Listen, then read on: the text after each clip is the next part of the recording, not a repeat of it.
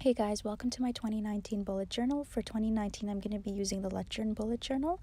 I love it because it's set up like a bullet journal. They give you a key which you can customize to your liking.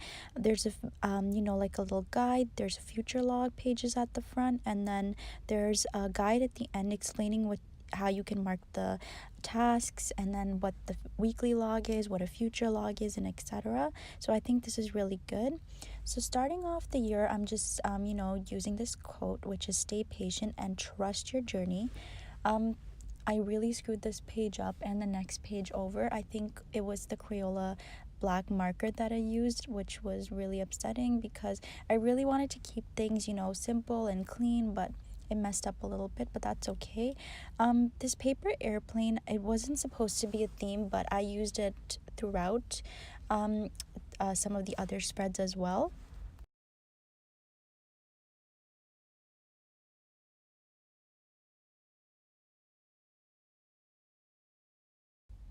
You'll also notice that I forgot to dot the I for patient, so that was a silly mistake, but I think I went back and added it towards the end. Anyway, this is the marker, the super tip black marker that I just used that smudges a little when you erase it. So just if you're gonna do that, just make sure it's completely dry or blow dry the paper. Now I'm just moving on to the next page, and I'm just writing hello 2019, just keeping it really simple to start off the year. Again, the bottom part of this page was completely smudged. I don't know if it was a combination of the marker having stains on it, as well as the marker not being completely dry on the page. But here is the final page. I added some stickers to hide that.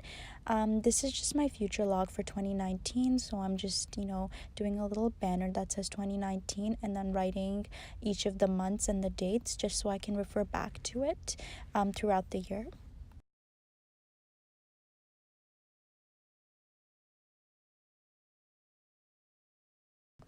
You'll notice that throughout the video the lighting was changing. It's because I was recording very close to sunset time, and the sun sets fairly quickly here around 4:30 p.m. so I didn't have much time. So this is the complete page. I added some paper planes. Now onto the look back at 2018. I left this page very blank because I just wanted to be a reflection of how 2018 was for me. This page is two things for 2019 that I wanted some space for, and it's goals and ideas. I just need a place where, like, if I think of something, I can come back and record. I do write tiny, so I, left half a page for that, and here's the complete spread.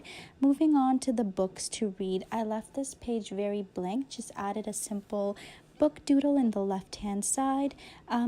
This is because I just I'm not sure how many books I want to read. I'm not sure if I want to add podcasts to this page or like audiobooks, so I've just left it blank to fill out later.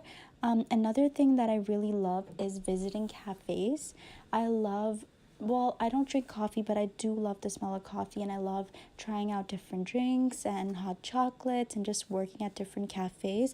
I always have a list every year, so I thought it would be really great to put that in my bullet journal. So really excited about this spread and discovering some new cafes.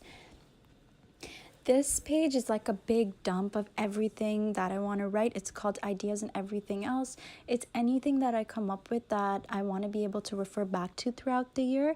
It just helps to have a page for it so that I'm not, shuffling through the pages later on trying to look for it. I'll randomly wake up in the middle of the night with an idea, so it's just really great to have this page. I'm just adding another paper airplane throughout this page. I don't know how that became like the theme for the year. I think it was kind of cool, but yeah.